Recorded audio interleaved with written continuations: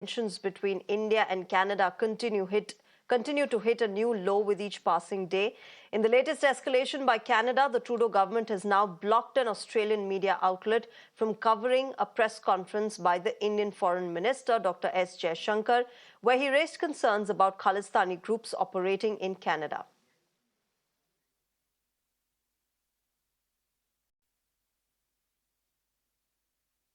Let me make three comments. One, Canada has developed a pattern of making allegations without providing specifics. Secondly, when we look at Canada, for us, the fact that they're putting our diplomats under surveillance is something which is unacceptable. Third, the incidents which the gentleman there spoke about, and do look at the video. I think they would tell you, in a way, the political space today, which is being given to extremist forces there.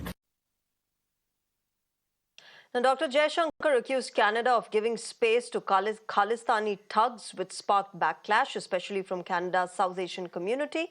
India, remember, has also criticized Canada for what it says is hypocrisy in tolerating extremism while promoting democratic values. India's Ministry of External Affairs expressed surprise at Canada's stance, calling it strange and unexpected. Handles and pages of this particular outlet, which is an important diaspora outlet, has been blocked and are not available for viewers in Canada. This happened just an hour or so, a few hours after this particular handle carried the press conference of External Affairs Minister along with Penny Wong. But nonetheless, what I will say that these are actions which yet again highlight the hypocrisy of Canada towards freedom of speech. So you can draw your conclusions from that, why the Australia Today channel was blocked by Canada. Comeback King Donald Trump.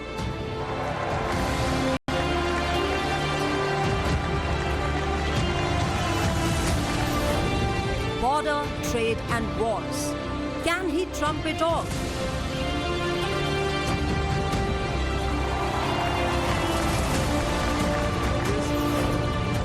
Trump's win makes the world uneasy.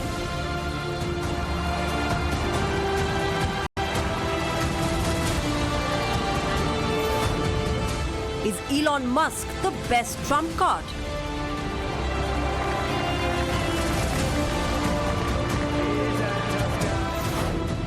Can America usher in a new world?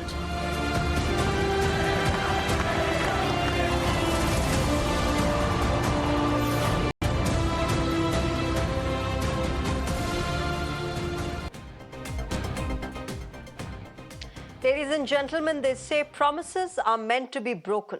In his bid to reach the White House, Donald Trump has made some very tall promises to not just his own citizens, but the entire world. For starters, he said he will end the wars.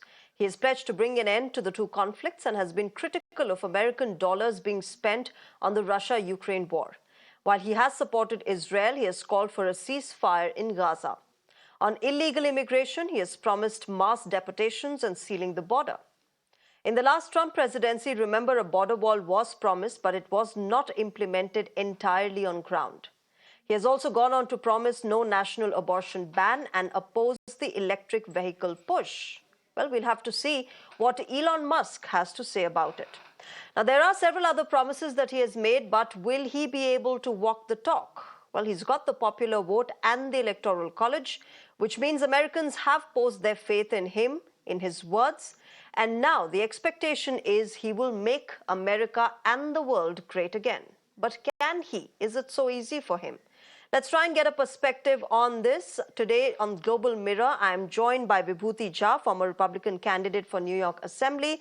I'm joined by Sarah Spector, political and legal pundit. And I'm also joined by Mr. Ashok Sajjanhar, former ambassador. Good evening, namaste, and welcome to Global Mirror to all of you. Vibhuti Jha, good to have you back on the Global Mirror after the US election results are out. Let me start with you. How do you see this? You know, some very big promises that Donald Trump has made, but is it going to be so easy to say, for example, end the wars? Thank you very much, Shreya. Glad to be back here. I wanted to just I'm reminded of John Kennedy's famous statement. I'm not referring to what you can do for the country and, all that stuff. I'm talking about the famous mission to moon, on which John Kennedy says we are going to moon not because it's easy to do so, we are going because it's difficult to do so. So when leaders make declarations of their intent, it is not possible. Sometimes you may do all of it, sometimes you may not do any of it. But the declaration of intent is very important. And that's where makes a leader a different leader than the one who only talks about. So in the case of war, let's begin from there, that he will end the war. Yes, he can end the war, probably, in Ukraine particularly, because Ukraine war under the previous administration, the current administration actually, had been that supply the weapons to Ukrainians, though they are losing lives and indulging in and suffering from serious amount of refugee crisis, people leaving, death, and everything else. It's an unwinnable war for Ukraine. Even a blind guy can say that. It's an unwinnable war against a massive nuclear power whose nuclear arsenal is as good or as strong as the United States. So if I were Putin, let me put it this way. If I were Putin and I feel that I'm going to lose the war, I will go desperate to not lose the war to a country like Ukraine, which was part of their own existence once upon a time. So that's one thing. So what Trump can do here, the $200 billion worth of weapons going to Ukraine, he may straightway ask Zelensky, stop the war, no more weapons, get down to the table to talk. That can happen. On the other hand, Israel and Palestine, not Palestine, it is Israel and Hamas thing. Israel is again Hamas. On the verge of victory. They decimated Hezbollah. They decimated Hamas leadership in both the places. It's a winnable scenario, but the United States is telling them, don't pursue harder. So there is a dichotomy in the US policy under the current administration. And I think Trump will be, one thing is true about Trump, he will be straight up. There is no mincing of words. He is the only president who ever spoke to North Korea, who went and visited that. And he has been realistic in his assessments about what to do. For example, he made NATO members pay the dues they were not paying. And therefore, there is an element of expectation or trepidation among the leaders of the world around. We do not know which way Trump will act, but he is definitely in hell-bent, and in his era, there was no new war started. So that's what is important to know about the war part. There are many other issues. We'll touch upon it as we go along. Of course. It's interesting, Vibhuti Jha, that you started your reply with, how intention is more important than action. Sarah Spector, do you resonate No, I'm with not that? saying Do you that he's agree with the not. fact that, Sorry. even if... No, but you I'm not saying started with that, right? intention is That more leaders important than make action. big claims, big promises during campaigning, and it's the intention which matters. I'm going with that statement of yours, but let me get in Sarah Spector there. Sarah, how much do you think would resonate with the citizens of America? They've given out a clear mandate to Donald Trump, aspiring, hoping that he will walk the talk, that he will fulfill his promises. How much of that would be possible? Well, foreign policy, America, I think the people that voted for him are complete isolationists.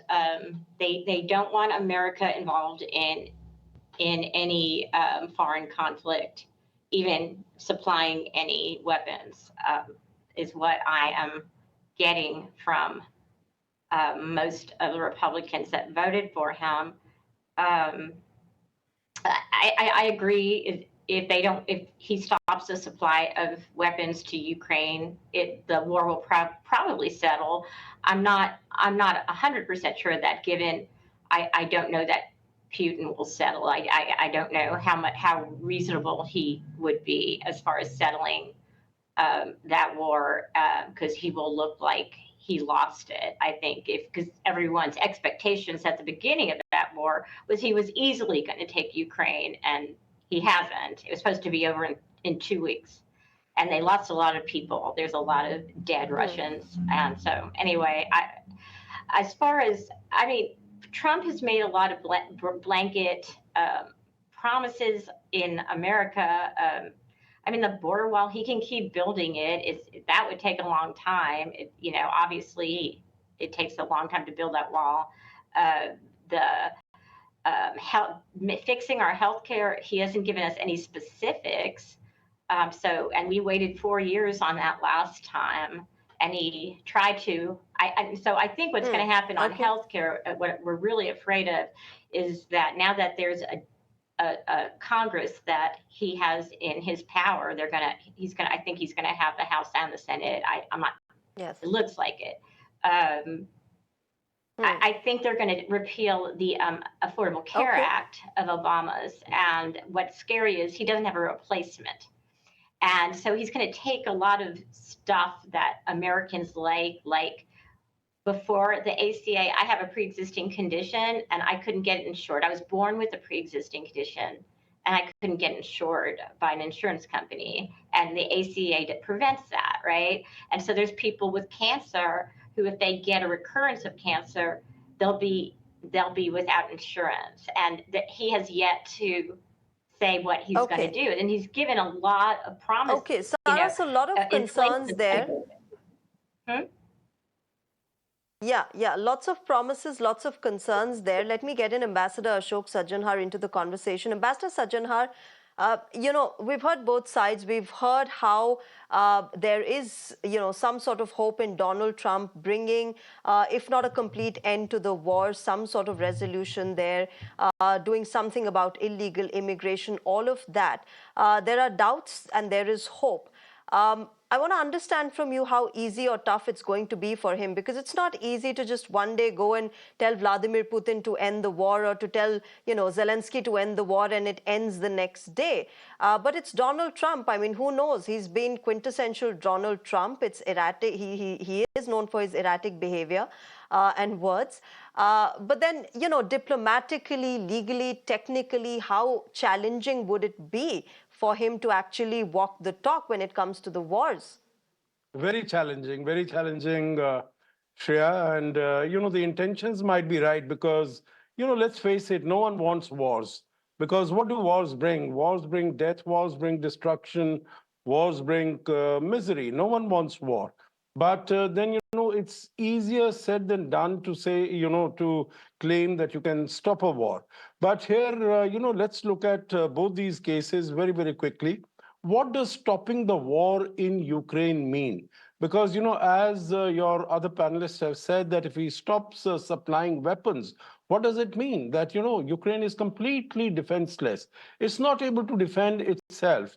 So, what it has been able to do so far, that is to stop Putin not running over the whole of the country, but, over the last 2.5 plus years, being able to take only about 18-19% of the territory. If he is defenseless, if he is not able to defend himself, Putin's armies will just march in over more territories also. So I don't think that is what anyone implies by stopping a war. I think what is realistic is that he tells both the sides that you freeze, because it's become a stalemate. Everyone knows, even as far as the Russians, they are also losing men, they are also losing money. They have put in 10,000 soldiers from North Korea. That means they don't have men of their own. We know that even as far as some of the Indians who had gone there, they have also been, beguiled to fighting on the fronts. So Russia does not have people also. They've also lost people. So I'm sure they are also looking for some sort of an end to the conflict. So maybe if we can ask for an end to the active conflict so that, you freeze the situation as it is, so that even Ukraine is not losing more territory, even Russia is not losing more men and money. And then after that, we see how, what the negotiations bring out and what it produces. So I think that is one, I would imagine, reasonable way, because he has an agency both with Zelensky as well as with Putin. Now, as far as West Asia is concerned, I think that becomes very tricky because, if people say that Mr. Biden has been supportive of Netanyahu, Trump has been much more supportive in his first term of Israel and of Benjamin Netanyahu. So how is Yes. he going to sort of, stop him? And then Trump has been much more forthcoming in ensuring that there will be that Iran will not be allowed to become a nuclear weapon state. You remember it had moved out of the JCPOA. So I think that makes it very, very Yes. complex. The only aspect is that maybe, the regional countries, which are good friends also with the United States, Saudi Arabia, UAE, Bahrain, they are able to send out a message because they know that if the conflagration extends, they will also be will get drawn in, and it will be harmful for them also. Yeah. Mr. Vibhuti Jha, do you want to come in on that, or what Ambassador Yeah, Sajjanhar said regarding the Israel-Hamas war, that is going to be difficult, we've seen, stronger friendship between Donald Trump and Benjamin Netanyahu earlier. In fact, during Trump presidency is when Jerusalem was recognized. But right now, considering that, Prime Minister Netanyahu is all out, he's not backing off despite the kind of pressure that he's faced from America. And, going to the extent of straining his ties with the Biden-Kamala administration, that sort of stance, with that sort of stance, do you think Donald Trump will be able to make some sort of headway in terms of finding a resolution to this conflict? thank you. As Mr. Sajanhar very correctly said, that it is a very complicated situation in Middle East. But remember, he did forge what the famous Abraham's Accord there with other countries involving the other countries. The only reason the Saudi and Abraham's Accord were stalled was the October 7th disaster that happened over there. That's what derailed the entire arrangement. But I suspect that the only objective there is that Israel has a right to exist, which Hamas, Hezbollah, and others do not subscribe to that. And Israel is a small country of 8 million people. They are pitted against 57 countries and a billion plus people. So it is a very uneven scenario that this country has to survive in that region as a democracy. So the question here was to bring about other countries to solve the problem. And this is where Mr. Trump made a major success in bringing the Abrahams Accord. That's what is critical to here. You cannot solve the problem unless other people of that area get engaged in the activity. So you have to have rapprochement. You have to have mutual existence. You have to have no war to do that. And how do you do that? Is to bring about accord. And he did it. So that's what is important here. And yes, America is committed to protecting Israel's integrity and its right to survive. Every single Republican and Democrat has always said that Israel has a right to self-defense, protect and defend its people and territory. And nobody is denying that. Netanyahu's belligerence is very simple. He sees that Israel is facing an existential threat. And with the constant barrage of attack that can come from Iran, the nuclear threat that comes from Iran is real. And that is where America is also committed. Even Biden committed to, even the Democrats have said no nuclear weapon in Iran. So that's what is important to do that. It is very important to see. Insofar as the immigration thing is concerned, he has made a big deal, big promise that you will see the biggest deportation program to happen. And that question begins with on a stage basis. You cannot deport 20 million people overnight. But he will begin to choose from the criminal intent that people have come. And they have the data of people who have come in. They may be lost in the US as a hidden here or there, but they can be tracked. So US has a superior technology in terms of tracking the people, and I think he will begin the deportation Okay. with the criminal intent that people who have come with criminal record are people who have been unverified. So this process will begin again. Sure, Mr. He Jha, is I understand. pro-immigrant And because in fact, this was something that, I wanted to ask you next as well regarding the illegal immigration. Sure, Donald Trump has talked about it. Sure, every country has a right to sort of, curtail its borders as far as illegal immigration is concerned. But there are also concerns, especially among the Indian community, regarding the entire immigration system, the immigration policies, the H-1B visas, the H-4B visas, all of them, which was seen in the previous Trump presidency as being delayed. Therefore, the Trump administration hinting at the fact that, as much as those visas are delayed, especially the ones on which the spouses work on, that sort of hinted at, we don't want you here, we're going to delay your visas, and eventually you will stop coming here. Look, the H-1B visa is something which I myself raised in one of my conversations with people, that what is happening to us? What is happening to the STEM qualified engineers and technology people who are here and they're languishing 10 years, 12 years, 20 years. Nobody knows when they will get their permanent residency here. Instead, they're bothered about people coming from illegally seeking asylum and getting green card on an expedited way. So that's unfair. But most of the H-1B people are not willing to form a union or go to the government to say that, hey, attend to our cases as well. We are also stuck in the DACA scenario. So they are also looking for permanent residency. And what Trump is trying to do is, in my opinion, what he's trying to do is to determine who do we need in this 21st century immigration pattern. So let's kind of do a corporate kind of a setup. If we need plumbers, let's get plumbers. If we need people of specific skills, let's get them. Increase the quantum of regular immigration, which is stuck at 1 million for God knows how many years. So if you improve the numbers there, because Okay. US is, just remember, US is 3 times larger than India, has 1/4 the population. They need people as the economic growth Sure. and maintenance of the infrastructure is required. They need people. The question is, who do we need?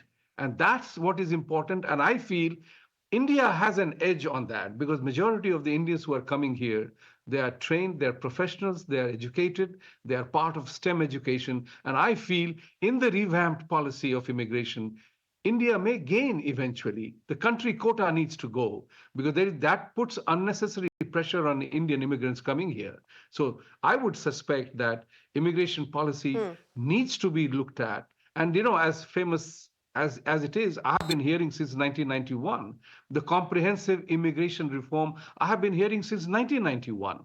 The country hasn't solved that problem. Is it insolvable? Answer is no.